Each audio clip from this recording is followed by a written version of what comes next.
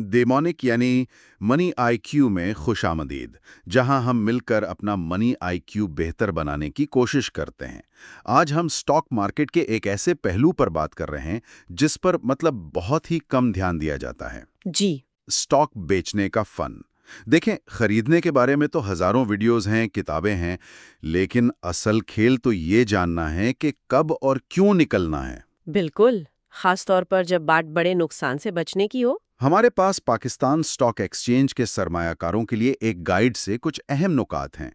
तो आज हमारा मिशन उन उसूलों को यूं समझें कि खंगालना है जो एक औसत सरमायाकार को बड़े नुकसानात से बचा सकते हैं। और ये बहुत ज़रूरी मौजू है, क्योंकि सही वक्त पर बेचना सिर्फ पैसे बचाने का नाम नहीं है।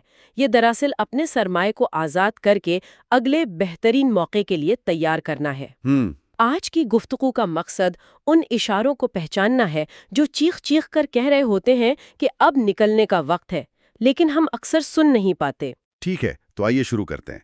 सबसे पहला और शायद सबसे बड़ा असूल जो मैंने इन नोट्स में पढ़ा, वो है कि जब कंपनी की बुनियादी कहानी बदल जाए, यानी जिस वजह से स्टॉक खरीदा था वो वजह ही खत्म हो जाए। जी बिल्कुल, जैसे वो सीमेंट कंपनी वाली मिसाल बड़ी क्लासिक है। बिल्कुल। सोचें कि एक सीमेंट कंपनी में सरमायाकारी की गई क्योंकि हुकूमत सीपैक जैसे बड़े मंसूबे शुरू कर रही थी, हाउसिंग सेक्टर उरूज पर था, हर तरफ तामीरात हो रही थी। जी। तो सरमायाकारी की कहानी ये थी, ज्यादा तामीरात, ज्यादा सीमेंट की फरोख्त और ज्यादा मुनाफा। और फिर 2 साल बाद हुकूमत बदल गई, मंसूबे सुस्त हो गए और वो जो तामीराती सरगर्मियां थीं वो तकरीबन रुक गई। तो अब वो कहानी तो नहीं रही। नहीं। यही असल नुक्ता है। कहानी बदल गई, लेकिन बहुत से सरमायाकार पुरानी कहानी से ही चिपके रहते हैं, उम्मीद पर कि हालात वापस वैसे ही हो जाएंगे। लेकिन स्मार्ट सरमायाकार वो है जो इस तब्दीली को हकीकत के तौर पर कबूल करता है और कहता है, ठीक है, जिस वजह से मैं आया था वो खत्म हो गई, अब मेरा यहाँ रहने का कोई फायदा नहीं। और वो जल्दी निकल जाता है। लेकिन ये जानना कितना मुश्किल है, कैसे फर्क किया जाए कि ये कहानी में एक मुस्तकिल तब्दीली है या सिर्फ एक आर्जी मसला। बहुत अच्छा सवाल है। इसका जवाब कंपनी के मालियाती आदादो-शुमार में छुपा होता है। बुनियादी कहानी के साथ साथ आपको ठोस नंबर्स भी देखने होते हैं। जैसे मुसलसल खसारा। बिल्कुल। एक बुरा सा माही नतीजा हर अच्छी कंपनी का आ सकता है, लेकिन अगर कोई कंपनी 3 सामाहियों से मुसलसल नुकसान में जा रही है तो ये एक बहुत बड़ी वार्निंग है। और अगर 4 तक चला जाए तो ये निकलने का वाज़े इशारा है। जैसे उस इंजीनियरिंग कंपनी की मिसाल थी जिसका मुनाफा 120 मिलियन से गिरते गिरते 3 छमाहियों में 300 मिलियन के नुकसान तक पहुंच गया। और मैनेजमेंट हर बार कहती रही कि अगली छमाही बेहतर होगी, और वो होती नहीं थी। ये तो सीधा सीधा उम्मीद पर जीना हुआ। बिल्कुल। और ये उम्मीद बहुत महंगी पड़ती है। इसी से जुड़ा एक और खामोश कातिल है, कर्ज का जाल। अच्छा। कंपनियां तरक्की के लिए कर्ज लेती हैं, जो कि अच्छी बात है, लेकिन जब कर्ज मुनाफे से कहीं ज्यादा तेजी से बढ़ने लगे तो खतरे की घंटी बजानी चाहिए। आप इस पावर कंपनी की बात कर रही हैं जिसने एक बड़े मंसूबे के लिए कर्ज लिया और उसका कुल कर्ज 5 अरब से बढ़कर 18 अरब हो गया, जबकि मुनाफा 1 अरब से कम होकर 400 मिलियन रह गया। ओह। जी। आखिर में हुआ ये कि सूद की अदायगी ही कंपनी के ऑपरेटिंग मुनाफे से ज्यादा हो गई। जब आप सूद अदा करने के लिए भी पैसे नहीं कमा रहे हैं तो शेयर होल्डर्स के लिए क्या बचेगा? कुछ भी नहीं। नतीजा, डिविडेंड बंद और स्टॉक की कीमत 60% गिर गई। तो ये नंबर्स आपको कहानी की हकीकत बता रहे होते हैं। ठीक है, तो बुनियादी कहानी बदल जाए, मुसलसल नुकसान हो या कर्ज बेकाबू हो जाए, ये तो हुए कंपनी के अंदरूनी मसाइल। लेकिन एक और चीज़ है, मैनेजमेंट। कहा जाता है कि खराब इंतजामिया से कभी न लड़ें। इसका क्या मतलब है? ये थोड़ा मुश्किल है, लेकिन नामुमकिन नहीं। आपको कुछ बलवास्ता इशारे देखने होते हैं। मिसाल के तौर पर, क्या कंपनी अपनी मालियाती रिपोर्ट्स वक्त पर जारी कर रही है? अगर बार बार ताखीर हो रही है तो कुछ गड़बड़ है। बिल्कुल। क्या कंपनी के ऑडिटर्स अचानक इस्तीफा दे रहे हैं? ये एक बहुत बड़ा खतरे का इशारा है, जैसे उस शुगर मिल की मिसाल में हुआ, जहां मशकूक लेन देन, रिपोर्ट्स में ताखीर और आखिर में ऑडिटर का इस्तीफा, सब कुछ हुआ। जी। और मार्केट ने शुरू में उसे नजरअंदाज किया, लेकिन 6 माह बाद स्टॉक की ट्रेडिंग ही मुअत्तल हो गई। ایک اور اہم بات یہ ہے کہ اندرونی لوگ یعنی کمپنی کے اندر کام کرنے والے مسائل کو ہم سے بہت پہلے جان لیتے ہیں۔ صحیح۔ جب وہ اپنے شیئرز بیچنا شروع کرتے ہیں تو قیمت بری خبر آنے سے پہلے ہی گرنا شروع ہو جاتی ہے۔ اگر کسی سٹاک کی قیمت بغیر کسی وجہ کے مسلسل گر رہی ہے تو یہ ایک اشارہ ہے کہ شاید کچھ ایسا ہے جو ابھی تک عوام کو معلوم نہیں۔ یہ تو ہوئی کمپنی کی اندرونی کہانی، لیکن کبھی کبھی سب کچھ ٹھیک ہوتا ہے، کمپنی بہترین کام کر رہی ہوتی ہے اور پھر بھی سٹاک گر جاتا ہے۔ اس کا مطلب ہے کہ تصویر میں کمپنی سے بھی بڑی کوئی چیز ہے۔ بالکل، اور وہ چیز ہے خود مارکیٹ کا مزاج اور مجموعی معاشی صورتحال۔ یہ سمجھنا بہت ضروری ہے کہ آپ صرف ایک کمپنی میں نہیں بلکہ ایک وسیع مارکیٹ میں سرمایہ کاری کر رہے ہیں۔ یہاں یہ واقعی دلچسپ ہو جاتا ہے۔ ایک اصول کا ذکر ہے کہ جب مارکیٹ میں کسی سٹاک کے بارے میں انتہائی امید پرستی ہو تو وہ اصل میں خطرے کی گھنٹی ہوتی ہے۔ یہ بات کچھ الٹی نہیں لگتی؟ جی لگتی ہے۔ جب سب لوگ پرجوش ہوں تبھی تو پیسہ بنتا ہے، تو پھر یہ خطرے کی گھنٹی کیوں ہے؟ یہ اس لیے خطرے کی گھنٹی ہے کیونکہ قیمتیں حقیقت سے بہت دور چلی جاتی ہیں۔ جب کسی سٹاک کو پاکستان کی اگلی بڑی چیز کہا جانے لگے اور ہر کوئی اسے خریدنے کے لیے بھاگ رہا ہو تو اس کی قیمت اس کی اصل قدر سے کہیں زیادہ ہو جاتی ہے۔ یہ کلاسیکی بلبلے یعنی ببل کی نفسیات ہے۔ جیسے وہ ٹیکسٹائل سٹاک جس کی IPO قیمت 25 روپے تھی لیکن اس شور شرابے میں ایک سال میں 140 روپے تک پہنچ گئی۔ جی، اور اس کی PE ریشو 45 تک چلی گئی جبکہ انڈسٹری کی اوسط صرف 12 تھی۔ اس کا مطلب تو یہ ہوا کہ لوگ ہر 1 روپے کے منافع کے لیے 45 روپے دینے کو تیار تھے۔ بالکل، یہ امید کی انتہا تھی۔ جب کمپنی کے منافع اس بے تحاشا امید پر پورے نہیں اترے تو بلبلا پھٹ گیا اور قیمت 140 سے سیدھا 55 پر آ گئی۔ تو سبق یہ ہے کہ ایک اچھی کمپنی ہمیشہ ایک اچھا سٹاک نہیں ہوتی، خاص طور پر اگر اس کی قیمت آسمان پر پہنچا دی گئی ہو۔ اور اس کا الٹ بھی ہوتا ہے۔ کبھی کبھی ایک اچھی کمپنی جس کی قیمت بھی مناسب ہو مجموعی مارکیٹ کی وجہ سے پٹ جاتی ہے۔ اس بینک کے سٹاک کا کیا ہوا جس کے بنیادی اصول بالکل ٹھیک تھے؟ وہ 90 سے 45 پر آ گیا، آدھی قیمت۔ کیوں؟ کیونکہ جب مارکیٹ میں گھبراہٹ ہوتی ہے تو سرمایہ کار ہر چیز بیچ کر نقد رقم کی طرف بھاگتے ہیں۔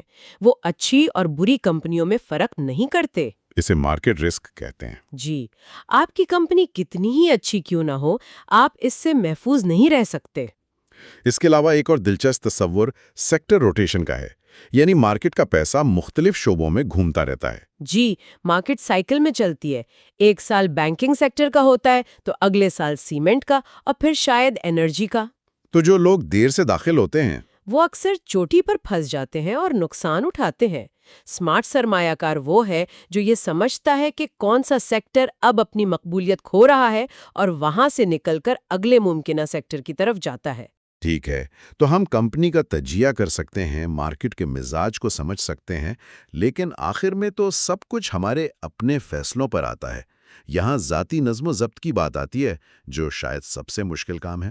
بلا شبہ، اور یہاں سب سے طاقتور ٹول سٹاپ لاس ہے۔ یہ ایک سادہ سا اصول ہے کہ آپ خریدنے سے پہلے ہی یہ طے کر لیتے ہیں کہ میں زیادہ سے زیادہ کتنا نقصان برداشت کر سکتی ہوں۔ مثال کے طور پر آپ نے 200 روپے پر ایک سٹاک خریدا اور فیصلہ کیا کہ اگر یہ 10% گر کے 180 پر آ گیا تو میں اسے بیچ دوں گا، چاہے کچھ بھی ہو۔ بالکل۔ اب اگر کوئی بری خبر آتی ہے اور قیمت سیدھا گر کے 150 پر گر جاتی ہے تو آپ کا آرڈر 180 پر پہلے ہی عمل میں آ چکا ہوگا۔ تو آپ 10% نقصان کے ساتھ باہر ہوں گے، جبکہ دوسرے لوگ 25% یا اس سے بھی زیادہ نقصان میں بیٹھے سوچ رہے ہوں گے کہ اب کیا کریں۔ صحیح۔ لیکن بہت سے لوگوں کو لگتا ہے کہ سٹاپ لاس کا مطلب ہے نقصان کو یقینی بنانا۔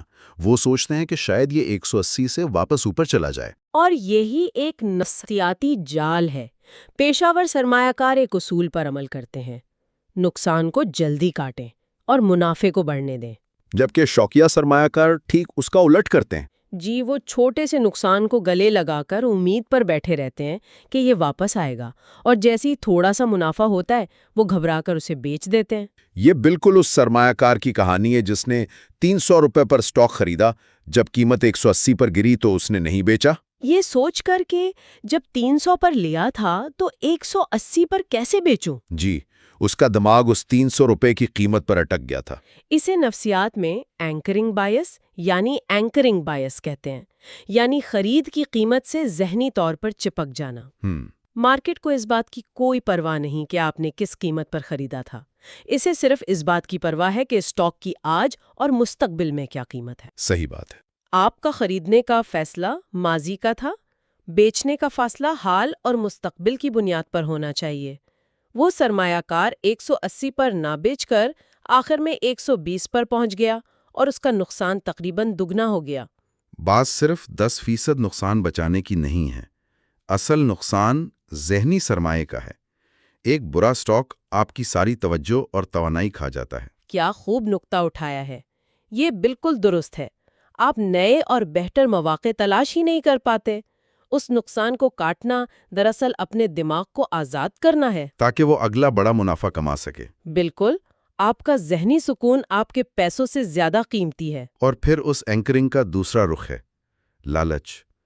جب سٹاک اوپر جا رہا ہو، ایک سٹاک 60 سے 120 پر چلا گیا، 100% منافع، لیکن سرمایہ کار نے نہیں بیچا یہ سوچ کر کہ یہ 200 تک جائے گا۔ اگلے سال وہ واپس 65 پر آ گیا، سارا کاغذی منافع غائب۔ تو وہ پرانی کہاوت سچ ہے۔ منافع بک کر کے آج تک کوئی دیوالیہ نہیں ہوا۔ اس کا مطلب یہ نہیں کہ آپ ہر 10% منافع پر بیچ دیں، لیکن آپ کے پاس ایک منصوبہ ہونا چاہیے کہ آپ کب اور کتنا منافع لیں گے۔ آخر میں ایک بہت ہی اہم تصور ہے جسے آپ نے اپرچونٹی کاسٹ یعنی مواقع کی لاگت کہا۔ یہ ایک ایسا نقصان ہے جو نظر نہیں آتا۔ جی، یہ سب سے بڑا پوشیدہ نقصان ہے۔ فرض کریں کسی کا پیسہ 2 سال تک ایک ایسے ٹیکسٹائل سٹاک میں پھنسا رہا جس نے 0% ریٹرن دیا، کچھ نہیں کمایا۔ جی، اسی 2 سال کے دوران ایک انرجی سٹاک نے 120% ریٹرن دیا۔ تو اصل نقصان صرف 0 کمانا نہیں ہے، اصل نقصان وہ 120% ہے جو کمایا جا سکتا تھا لیکن نہیں کمایا گیا۔ سرمایہ ایک ناکارہ اثاثے میں قید رہا۔ بالکل۔ تو اس سب گفتگو کا خلاصہ کیا ہے؟ اگر کوئی سرمایہ کار آج اپنے پورٹ فولیو کو دیکھ رہا ہے اور فیصلہ نہیں کر پا رہا، تو کیا کوئی عملی فریم ورک ہے؟ جی بالکل، ایک سادہ سا فیصلہ سازی کا فریم ورک یہ ہے کہ ہر سٹاک کے بارے میں خود سے کچھ سوالات پوچھے جائیں۔ اچھا؟ پہلا، کیا کمپنی کی بنیادی کہانی کمزور ہو رہی ہے؟ دوسرا، کیا منافع مسلسل کم ہو رہا ہے؟ تیسرا، کیا قرض خطرناک حد تک بڑھ رہا ہے؟ چوتھا، کیا مینجمنٹ میں کوئی مسئلہ نظر آ رہا ہے؟ ٹھیک ہے۔ پانچواں، کیا اسٹاک اپنی انڈسٹری کے مقابلے میں بہت زیادہ مہنگا یعنی اوور ویلیوڈ ہو چکا ہے؟ اور آخر میں، کیا مارکیٹ میں اس سے کوئی بہتر موقع موجود ہے؟ اور اگر ان میں سے 3 یا اس سے زیادہ سوالات کا جواب ہاں میں ہے تو یہ ایک بہت مضبوط اشارہ ہے کہ اب اس اسٹاک سے نکلنے پر سنجیدگی سے غور کرنے کا وقت آ گیا ہے۔ صحیح۔ آخر میں ایک بات یاد رکھنے والی ہے، مارکیٹ سے پیسہ کمانا ایک ہنر ہے، لیکن مارکیٹ میں بنے رہنا یعنی اپنے سرمایہ کی حفاظت کرنا نظم و ضبط کا کام ہے۔ انٹری تو ہر کوئی کر لیتا ہے، لیکن صحیح ایگزٹ صرف سمارٹ لوگ جانتے ہیں۔ جی، تو یہ ساری گفتگو دراصل ایک دفاعی حکمت عملی کے بارے میں تھی۔ جی، لیکن جاتے جاتے ایک سوچ چھوڑے جاتی ہوں۔